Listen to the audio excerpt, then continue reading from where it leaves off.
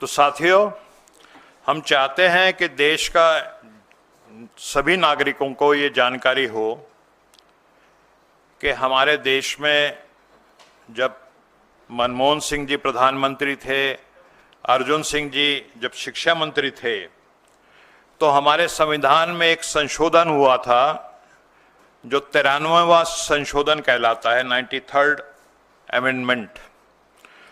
उसमें 15(5) आर्टिकल बना 2006 में, और उस आर्टिकल के थ्रू जो शिक्षण संस्थाओं में शेड्यूल कास्ट, शेड्यूल ट्राइब और सोशली और एजुकेशनली जो बैकवर्ड लोग हैं उनके लिए आरक्षण का प्रावधान हुआ। उस समय जो सरकारी संस्थान, जो शिक्षण संस्थान थे, जैसे दिल्ली विश्वविद्यालय, IIT, IIM, तो वो आरक्षण वहां लागू हो गया।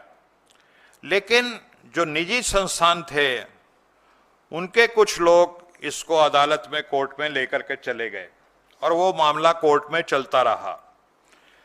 उसमें फिर डिसीजंस आए, जो 2-3 मुख्य सुप्रीम कोर्ट के डिसीजन में उनका जिक्र कर देता हूं।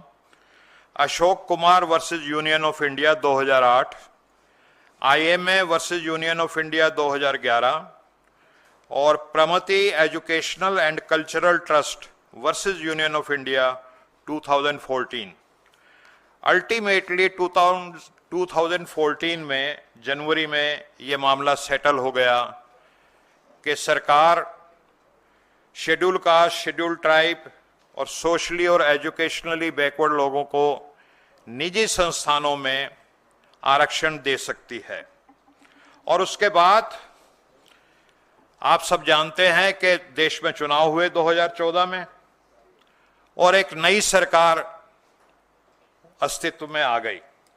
और पिछले 11 वर्षों से संविधान में ये प्रावधान है कि शेड्यूल कास्ट, शेड्यूल ट्राइब और अन्य पिछड़ा वर्ग के जो लोग हैं उनको निजी संस्थानों में आरक्षण दिया जा सकता है, ये संविधान कहता है अब। लेकिन उसके लिए एक लेजिस्लेशन की जरूरत है, और इस सरकार ने, मोदी की जो सरकार है, जो भाजपा की सरकार है, जो संघ द्वारा समर्थित सरकार है, उसने आज तक वो लेजिस्लेशन नहीं बनाया। और इस तरह से इस देश के 100 करोड़ से ज्यादा जो शेड्यूल कास्ट, शेड्यूल ट्राइब, जो OBCs, जो वंचित, शोषित, पीड़ित हजारों सालों से रहे हैं शिक्षा से वंचित, उनको जो आरक्षण का लाभ मिलना चाहिए था वो नहीं मिल रहा।